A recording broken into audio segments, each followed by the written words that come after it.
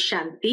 आज 12 दिसंबर 2022 को हम बाबा के अनमोल मधुर महावाक्य सुनेंगे। आज की मुरली में बाबा ने एक बहुत सूक्ष्म बात बताई है। बाबा कहे, ज्ञान सागर बाबा आकर हम बच्चों को ज्ञान देते हैं, और जिन बच्चों की बुद्धि में ज्ञान है और उस ज्ञान के आधार पर पुरुषार्थ करते हैं तो बाप के वर्षे के अधिकारी बन जाते हैं, उच्च पद की प्राप्ति होती है। साथ ही साथ बाप को याद करने से विकर्म विनाश होते हैं।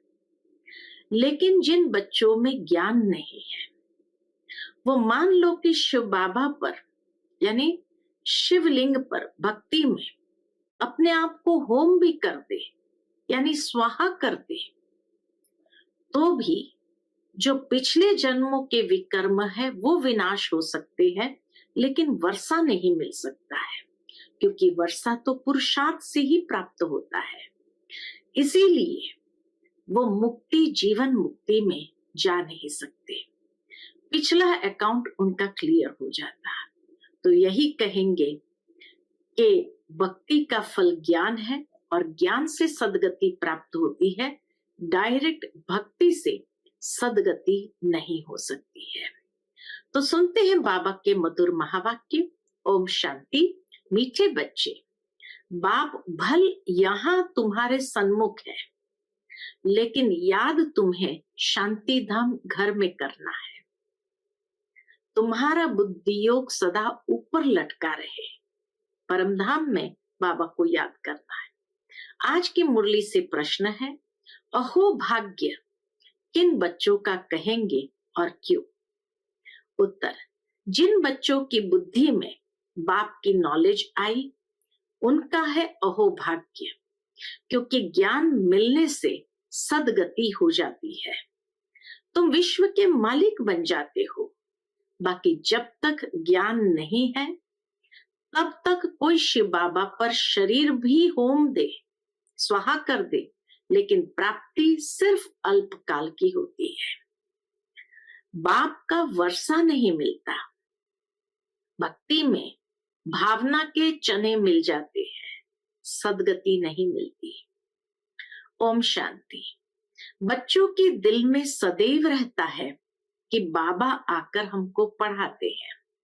यहाँ तो सन्मुख बैठे हो, बुद्धि में आता है हमारा बाबा आया हुआ है, कल्प पहले मुआफिक फिर से हमको राजयोग सिखलाकर पवित्र बनाए साथ ले जाएंगे। यह भी तुम बच्चे जानते हो, हम जितना पुरुषार्थ करेंगे उतना जाकर उच्च पद पाएंगे। यह बुद्धि में रहता है।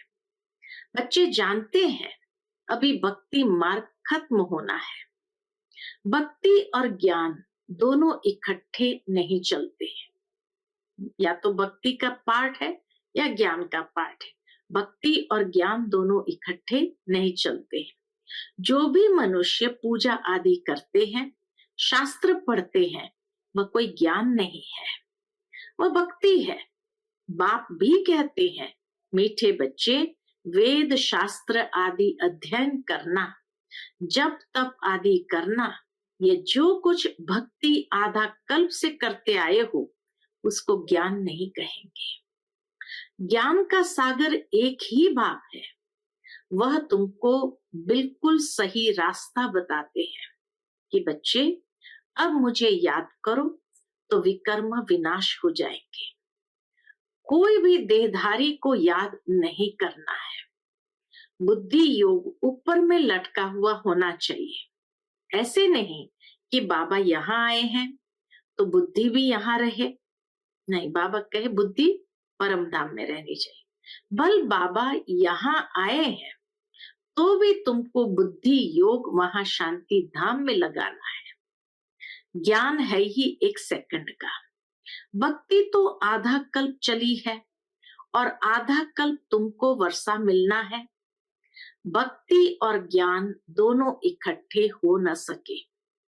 दिन और रात अलग अलग है, एक साथ नहीं हो सकती। यह है बेहद का दिन और रात। ब्रह्मा का दिन सो बीके का दिन, बच्चे जानते हैं हम देवता बन रहे हैं। सतयुग को कहा जाता है जीवन मुक्ति धाम। यह है जीवन बंद धाम। इस समय सब रावण के बंधन में है, शोक वाटिका में है। तुमको अब पता पड़ा है शोक वाटिका किसको और अशोक वाटिका किसको कहा जाता है।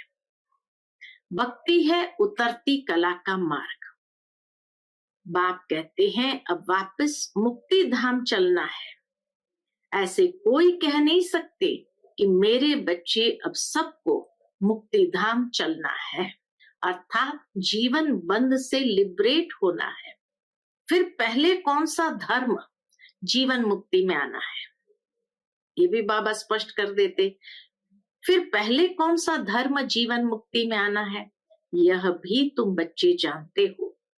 खेल सारा भारत पर ही है, बाकी बीच में बाई प्लॉट है, अपना उनसे कोई कनेक्शन नहीं है। बाई प्लॉट से हमारा कोई कनेक्शन नहीं। ज्ञान और भक्ति की बातें मनुष्य नहीं समझ सकते हैं, उनका पाठ ही नहीं है।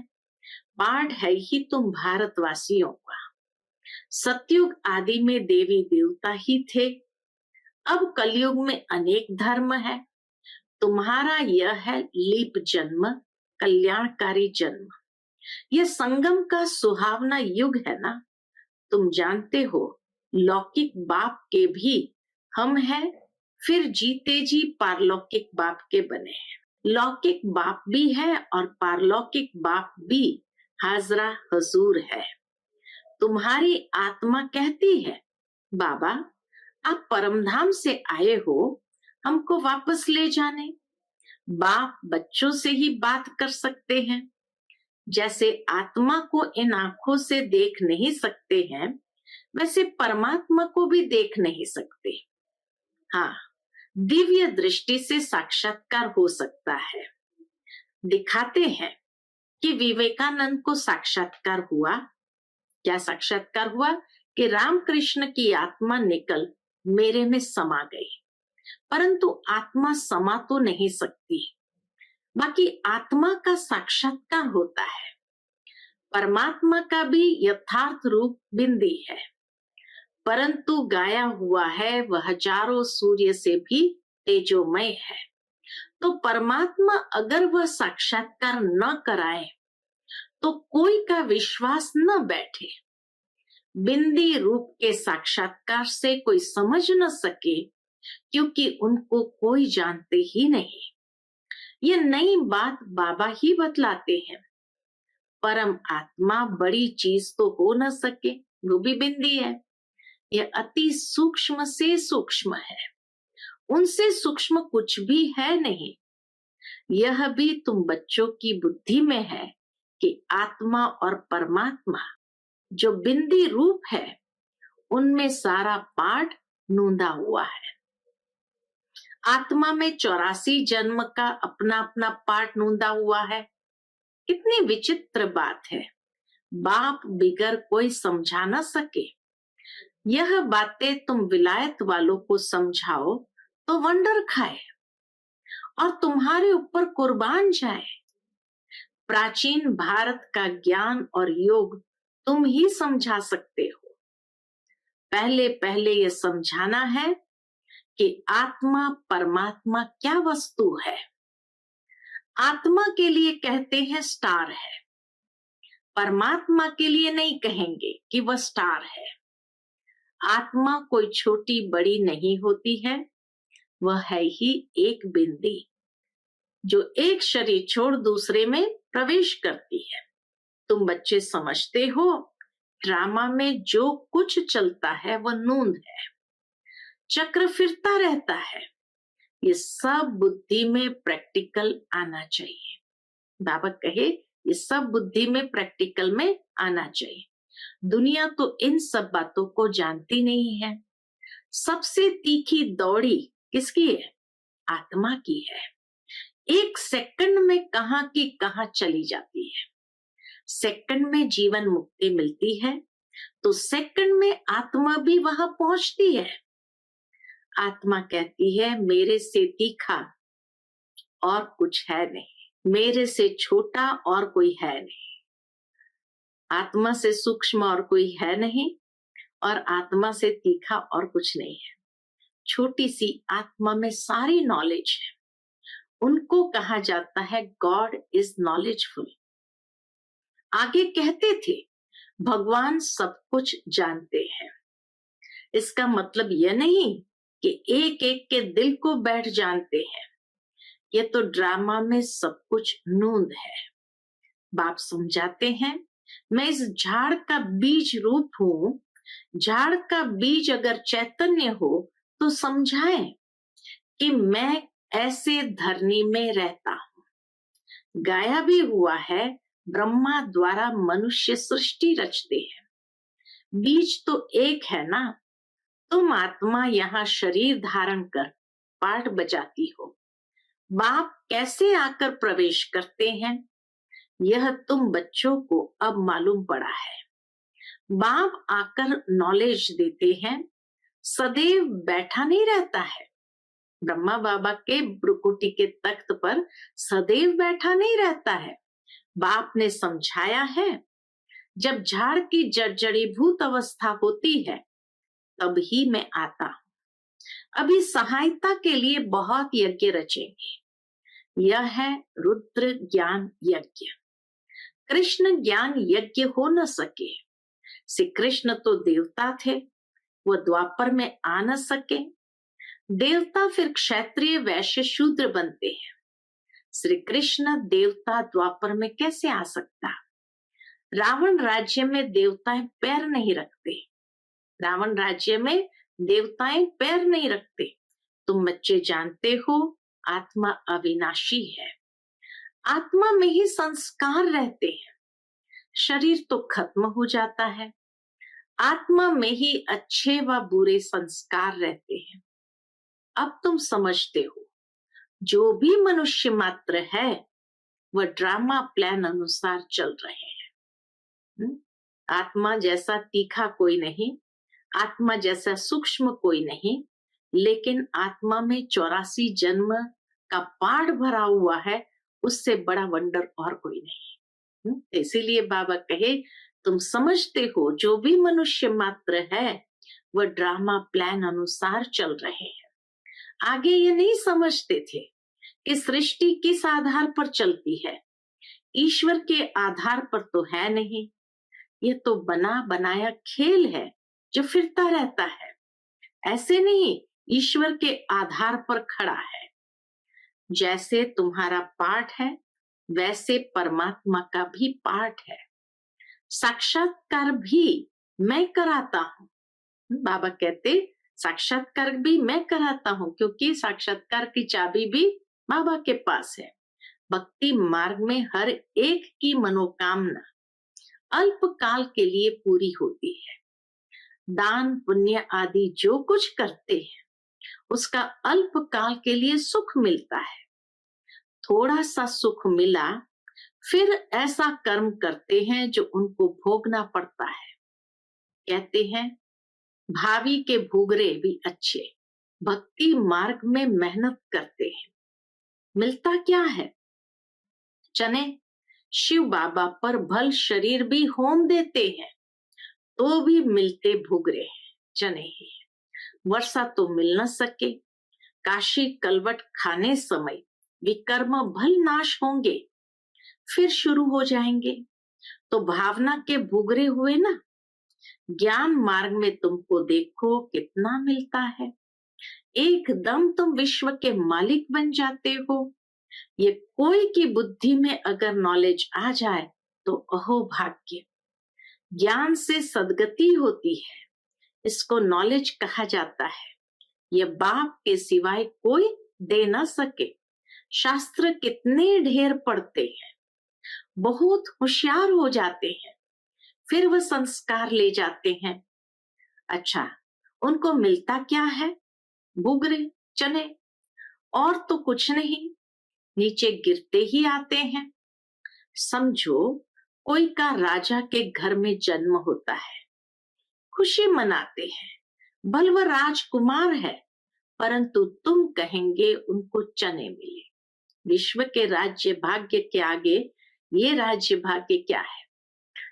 चने ही मिले। कहाँ हमको बाप विश्व का मालिक बनाए, बादशाही देते हैं। कहाँ कहाँ वह भूगरे? कोई बहुत दान करते हैं, बल जाकर राजा के पास जन्म लिया, तो भी तुम्हारी भेंट में भूगरे हैं, चने हैं। तो अब राजाई पद का पुरुषार्थ करना चाहिए। लौकिक बाप भी बच्चों को देख खुश होते हैं।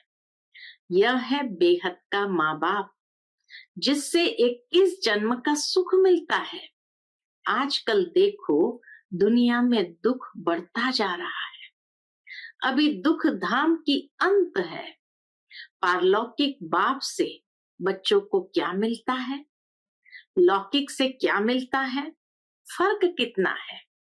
लौकिक बाप से क्या मिलता है, पारलौकिक बाप से क्या मिलता है? कितना अंतर है। यहाँ कर्मों अनुसार कोई गरीब बनता है, कोई कैसे बनते हैं। वहां गरीब भी सुखी रहते हैं। स्वर्ग में बल गरीब भी है तो भी सुखी रहते हैं। नाम ही है सुख धाम, यह है दुख धाम।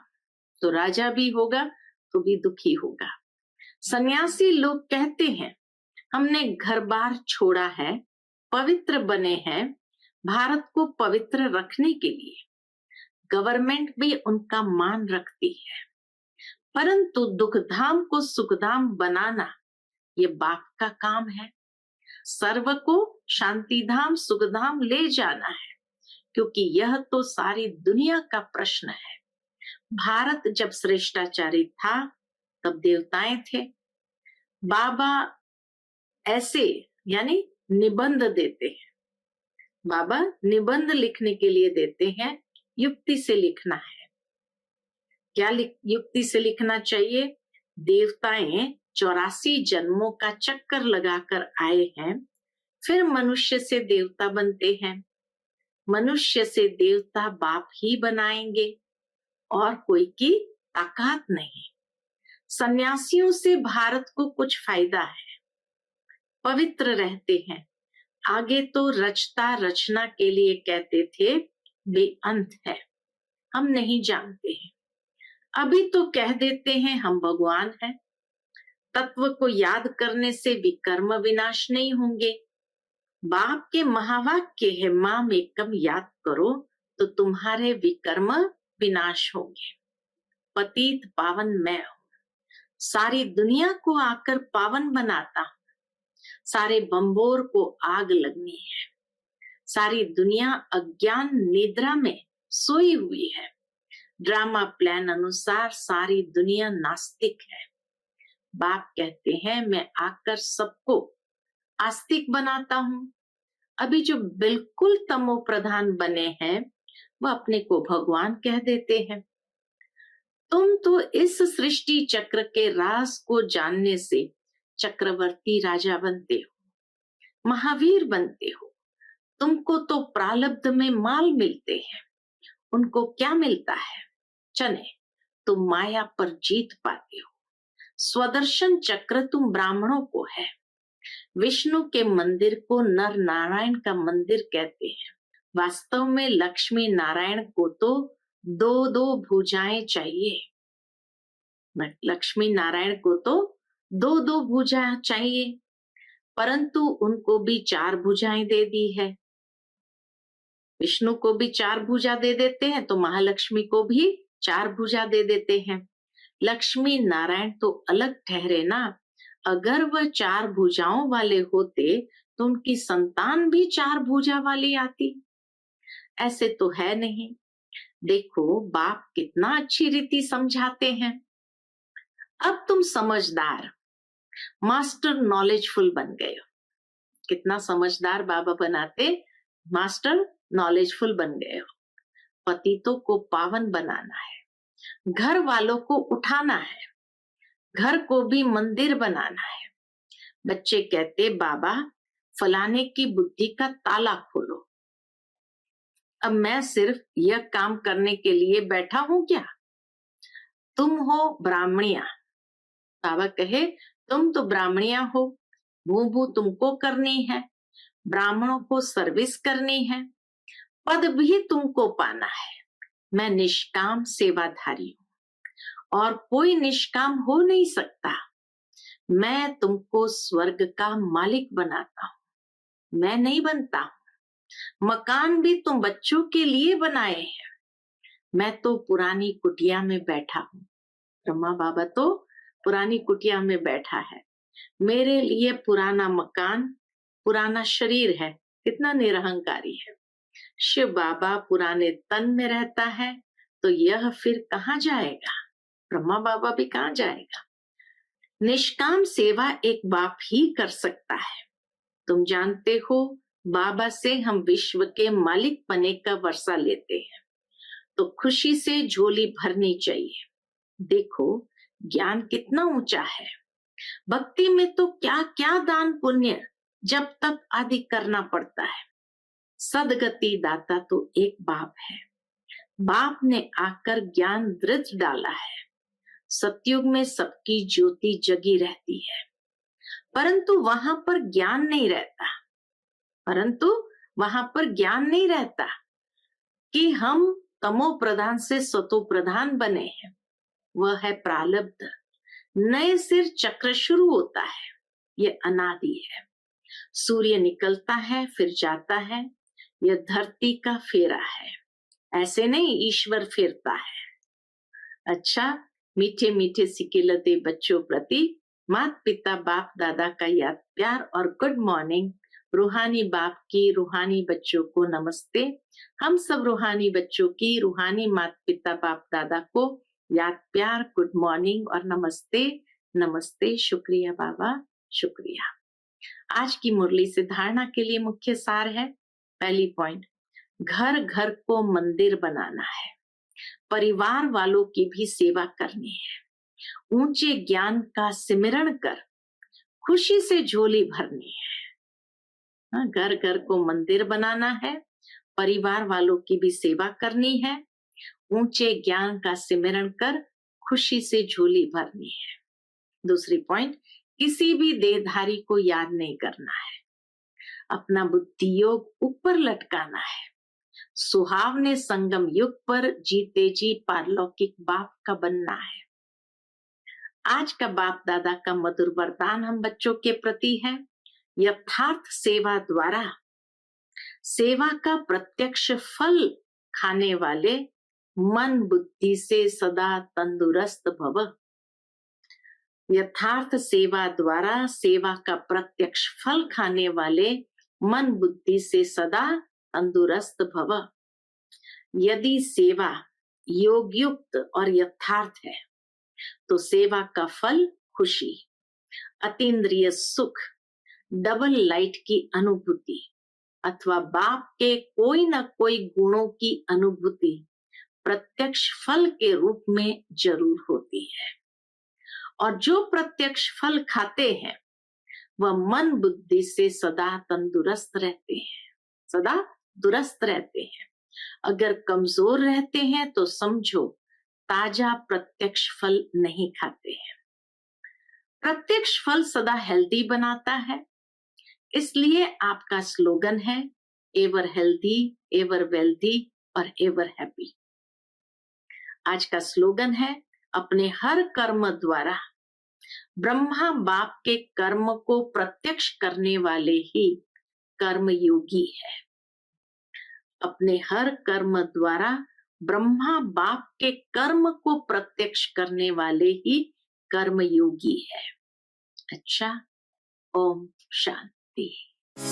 Click here to like, subscribe and press the bell icon to stay updated with our latest videos.